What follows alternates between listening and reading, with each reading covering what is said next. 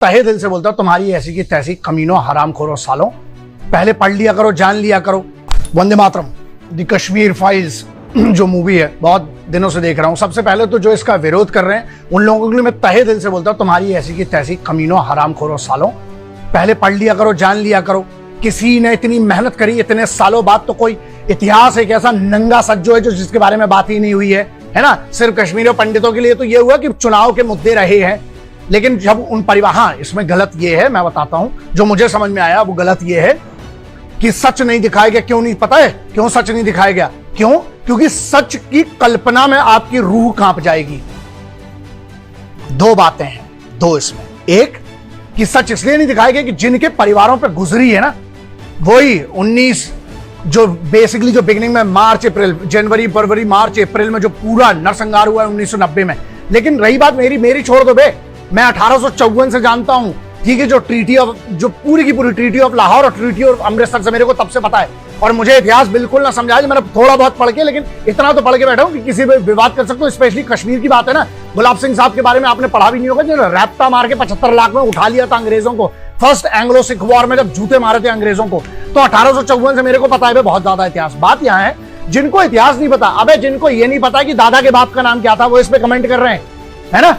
दादा तक का भी पता हो तो बहुत बड़ी बात है। दादा के बाप का नाम पूछेंगे, नानी की माँ का नाम पूछेंगे तो पता नहीं होगा। साले यहाँ पे कमेंट करेंगे। किसी ने बड़ी मेहनत करके कोई क्रिएटिव चीज बनाई। अब दो चीजें, जिसको लग रहा है इसमें गलत है तो एक काम करो, तुम पढ़ लो इतिहास, तुम रिसर्च कर लो, तुम अपने बाप की, अपने खानदान की किडनी बेच दो, या जाओ किसी प्रोड्यूसर के पास उसको कन्विंस कर लो, तुम बना लो साले इसका काउंटर नैरेटिव कि क्या था। इसमें मेन जो खेलता वो जियाउल हक कमीना हरामखोर, उनका जनरल साहब, और दूसरा जो वहां पे आईएसआई जो मास्टरमाइंड करता है उसके बारे में कोई चर्चा नहीं है ना।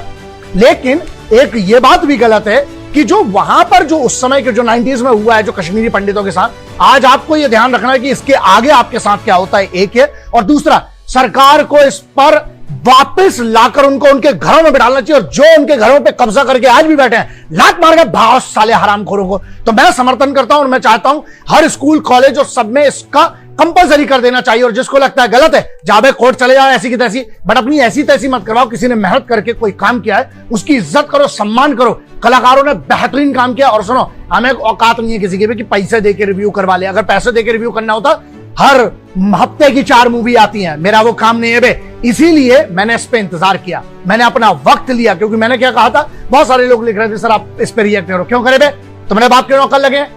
हाँ, तुम्हें अगर खुजली है, तुम्हें कुछ गलत या सही लगता, तुम भी कर रहे हो ना, हम तुम्हारे लिए सब करें। शादी हमारे भरोसे करोगे क्या बे? हाँ, तो ऐसा है, खुद की जिम्मेदारी लेना शुरू कर दो। मेरे भरोसे भी मत बैठो, किसी के भरोसे मत बैठो। अगर तुम्हें लगता है कश्मीर में क्या हुआ क्या नहीं हुआ, आधे से ज्यादा इंफॉर्मेशन वहां पर इंटरनेट पे अवेलेबल है। और नहीं है तो थोड़ा कीड़ा लाओ, जाके पढ़ाई करो। हम लोगों ने पढ़ाई की है उसके बारे में। एक मैटर ये करता है। और दूसरा सबसे बड़ा मुद्दा ये है, जो लोग इस पूरे मुद्दे में हर मुसलमान को भी गलत कह रहे हैं, वो भी गलत है। क्यों गलत है? इसका मतलब आप अब्दुल कलाम साहब के बारे में भी गलत कहना चाह रहे हो, आप अब्दुल हमीद साहब के बारे में भी गलत कहना चाह रहे हो। मैं कहता हूं, ना हिंदुओं से ना मुसलमानों से इस मुल्क को तकलीफ है, गद्दारों बेईमानों से। अब अच्छा, तो सरकार में जो लोग थे वो किस कम्युनिटी के थे? यहां मुद्दा यह है कि एक सत्ता होती है और उसके बाद कुछ होते हैं। मुझे बहुत गर्व है बे, मुझे बहुत गर्व है सनातनी होने पर, लेकिन उससे बहुत ज्यादा गर्व है मुझे हिंदुस्तानी होने पर। मैं तिरंगा का सम्मान करता हूं, भारत के संविधान का सम्मान करता हूं। और अगर उसके हिसाब से गलत है, अब वो कश्मीरियों के पंडितों के खिलाफ किसी ने भी किया, अगर सरकार के कुछ लोग इन्वॉल्व थे इसमें, क्यों नहीं वो जो उस समय का गवर्नर था उसने अनाउंसमेंट तक नहीं किया था, जब मस्जिदों से अनाउंसमेंट हो रहे थे कि इनको कत्लेआम कर लिए जाएंगे, तब क्या हुआ था? तो उस गवर्नर को क्यों नहीं सजा मिलती है? उसको क्यों नहीं टांगा जाता फांसी पे? हाँ, उस पर क्यों केस नहीं होता? क्यों तब कोर्ट सब क्यों बड़े बड़े जजमेंट रखे रह गए? तो इसलिए पहले आप पढ़िए, इस पर मैं एक डिटेल करूंगा। पहले यार एक बात है ना, कश्मीर समझ लो, है ना, ये मुद्दा अभी का नहीं है। 71 में जो इनके साथ थे सब, तुम्हें तो पता ही नहीं होगा कि पाकिस्तानियों का यूक्रेन ने कब से साथ दिया था।